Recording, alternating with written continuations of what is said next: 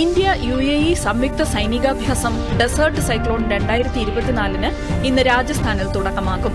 2 ആഴ്ച നീളുന്ന സൈനികാഭ്യാസം നാഗരിക പ്രവർത്തനങ്ങളിലെ മികച്ച മാതൃകകളുടെ പങ്കുവയ്ക്കൽ ലക്ഷ്യമിട്ടുള്ളതാണ്.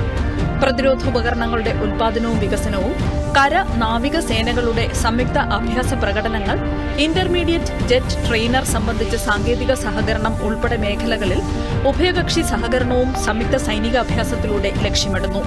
2008 സെപ്റ്റംബറിലാണ് ആദ്യ ഇന്ത്യ UAE സംയുക്ത സൈനികാഭ്യാസം അബുദാബിയിൽ നടന്നത്. Edge computing software performance analysis സംബന്ധിച്ച ഗവേഷണത്തിന് കൊച്ചി ശാസ്ത്ര സാങ്കേതിക സർവകലാശാലയിലെ പ്രൊഫസറായ ഡോക്ടർ സന്തോഷ് കുമാർ ഗോപാലൻ, ഗവേഷകൻ ബിനു അയ്യപ്പൻ എന്നിവർക്ക് പേറ്റന്റ്.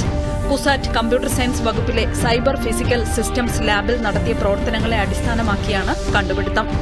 എഡ്ജ് കമ്പ്യൂട്ടിംഗ് സിസ്റ്റങ്ങളുടെ പ്രവർത്തന മികവ് അളക്കാനും അവ ഉപയോഗിക്കുന്നതിന് മുൻപ് പ്രശ്നങ്ങൾ തിരിച്ചറിയാനും ലക്ഷ്യമിടുന്ന സംവിധാനത്തിനാണ് പേറ്റന്റ്.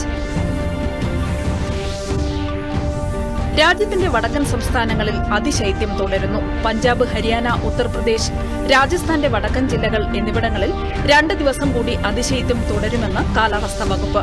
കുറഞ്ഞ താപനില 6 ഡിഗ്രി സെൽഷ്യസിനും 9 ഡിഗ്രി സെൽഷ്യസിനും ഇടയിലായിരിക്കുമെന്നും അറിയിപ്പുണ്ട്. ഹിമാചൽ പ്രദേശ്, പശ്ചിമ ബംഗാൾ ഉൾപ്പെടെ സംസ്ഥാനങ്ങളിൽ കനത്ത മഞ്ഞുവീഴ്ചയ്ക്ക് സാധ്യതയുണ്ടെന്നും കാലാവസ്ഥാ വകുപ്പ് അറിയിച്ചു.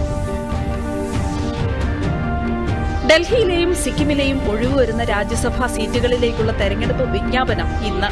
ഡൽഹിയിലെ 3 രാജ്യസഭാ സീറ്റുകളിലേക്കും സിക്കിമിൽ 1 സീറ്റിലേക്കുമാണ് തെരഞ്ഞെടുപ്പ് നടക്കുന്നത്.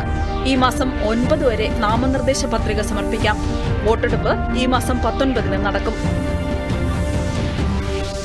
അട്ടപ്പാടി മുനിസിഫ് മജിസ്ട്രേറ്റ് കോടതിയുടെ ഉദ്ഘാടനം ശനിയാഴ്ച അഗളിയിലെ EMS ടൌൺ ഹാളിൽ മുഖ്യമന്ത്രി പിണറായി വിജയൻ ഓൺലൈനായി നിർവഹിക്കും.